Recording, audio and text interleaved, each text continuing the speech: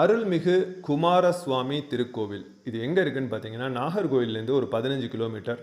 தென் திருப்பரப்புலேருந்து நம்ம வர வழியில் போன ஷார்ட்ஸில் ஆதிகேசவ பெருமாள் கோவில் பார்த்தீங்க இல்லையா, அங்கேருந்து ஒரு 10 கிலோமீட்டர் வருங்க. ரொம்பவே சூப்பர்வான கோவில். முருகன் வள்ளி தேவியை மனமுடித்த தலமாக கருதப்படுறது இந்த ஸ்தலம்.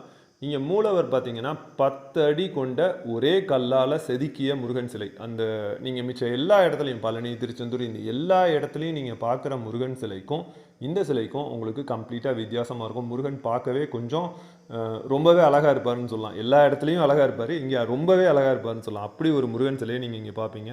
முருகன் சிலை மட்டும் இல்லை, சுற்றி இருக்கிற இடங்களை பாருங்கள்.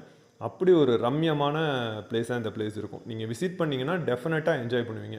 ஒரு சின்ன கிராமம், அந்த குமார கோவில் அப்படிங்கிறது ஒரு சின்ன கிராமம் தான். தக்கலையிலேருந்து உங்களுக்கு அடிக்கடி பஸ் கிடைக்கும். நாகர்கோவில் பக்கத்தில் தக்கலை இருக்குல்ல, அங்கேருந்து அடிக்கடி உங்களுக்கு town bus facility, mini bus facility எல்லாமே இருக்குது. ஒரு 1 ஹவர் கொண்டு அந்த மாதிரி வருதுன்னு நினைக்கிறேன். நான் ஒரு 1 ஹவர் இயர்லியராக போயிட்டேன் மத்தியானம். அதனால் கோயில் ஓப்பன் பண்ணுற வரையும் கொஞ்சம் வெயிட் பண்ணி பார்த்தேன். ஸோ அந்த சரௌண்டிங்ஸ் ஒரு சின்ன கிராமங்க. அந்த சின்ன கிராமத்தில் சூப்பர்வான ஒரு முருகன் டெம்பிள். நினச்சதை கொடுக்கக்கூடிய இந்த முருகன் டெம்பிள் ரொம்பவே அற்புதமாக இருந்தது.